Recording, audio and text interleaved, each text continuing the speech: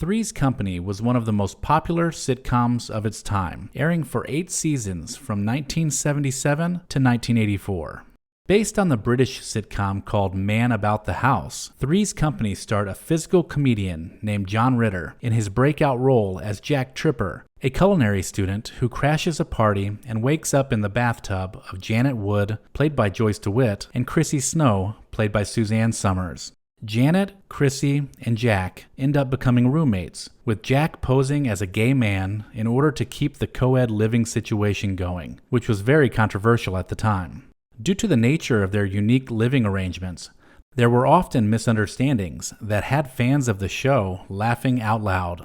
While many fans might believe they know all there is to know about the goofy comedy, the series had a few mysteries. So let's take a look at how Three's Company came to be and learn some behind-the-scenes trivia about the production of the show.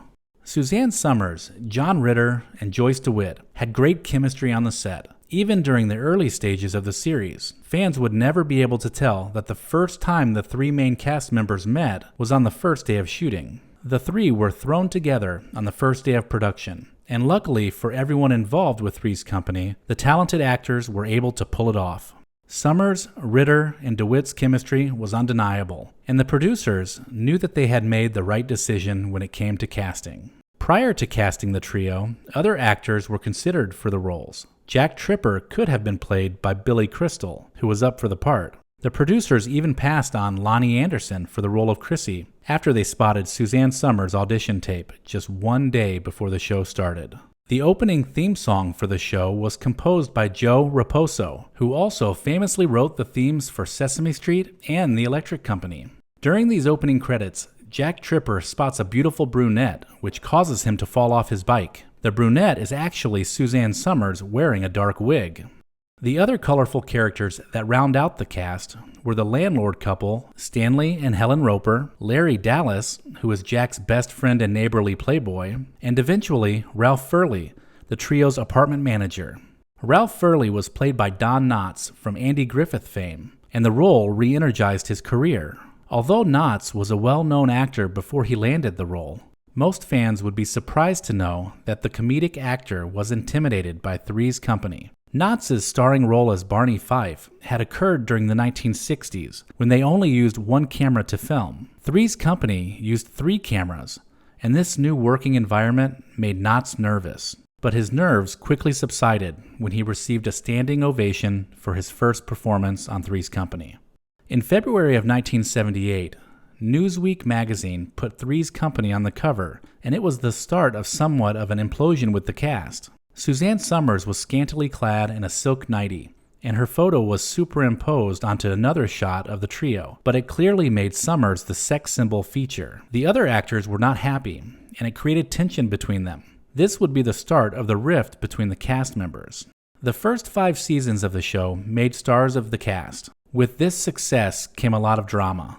And when Somers found out that John Ritter was making $150,000 per episode compared to her $30,000, she lost it. She refused to continue being underpaid, and her complaints to management led to a standoff. When Somers' demands were not met, she went on strike of sorts. Executives believed that a complete loss of Somers could damage the show's popularity, so a compromise was reached. Somers, who was still under contract, continued to appear in the series, but only in short, 1-minute scenes in a handful of episodes. Her scenes were taped on separate days from the show's regular taping, and she did not appear on the set with any of the show's other cast members. According to the show's storyline, her character had returned to her hometown of Fresno to care for her ailing mother, and was only seen when she telephoned her former roommates, and they would keep her up to date on the week's happenings. This arrangement continued for 1 season. Somers' contract was not renewed, and Chrissy's place in the apartment was taken over for a short time by her clumsy cousin, Cindy Snow, played by Jenna Lee Harrison. During this uncomfortable time during the production, Don Knotts sided with Somers. He had had the same experience as Somers when he filmed The Andy Griffith Show. Knotts was a good guy on screen and off, and could relate to her situation. He was a good friend and very loyal to Somers. When the cast was filming a scene, he would tell Ritter and DeWitt, "Excuse me, I'm going to talk to Suzanne." He had first-hand experience and didn't want Somers to feel alone. The tension between Suzanne Summers and her castmates lasted for almost 30 years. Shortly before John Ritter's death in 2003, she reconciled, and later in 2012, she made up with Joyce DeWitt.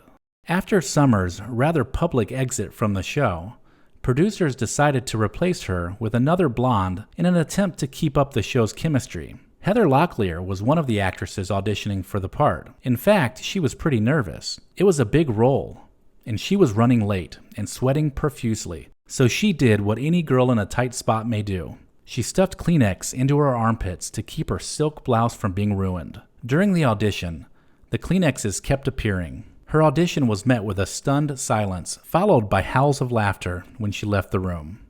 Eventually, Priscilla Barnes was cast, and seemed to be the perfect fit. She was young, blonde, and attractive, just like her predecessor. Barnes was brought on to play Terry Alden, a nurse at a local hospital who moves into the apartment during the 6th season of the show. Unlike the blonde before her, though, the writers decided to make Terry a smart blonde. But not everything was smooth sailing for Barnes on the show. There was so much tension between the cast members that she wasn't happy at all. From the first day of filming, she felt she wasn't a good fit. Barnes has said that it was the 3 worst years of her life.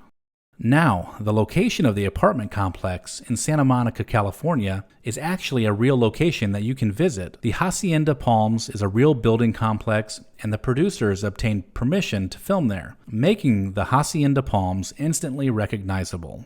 So, were you a fan of the show? Do you remember the instant success, followed by all the drama behind the camera? Did it bring back any memories? Leave a comment below, and make sure to hit the subscribe button if you enjoyed this video. Stay tuned for more episodes, and thank you so much for watching.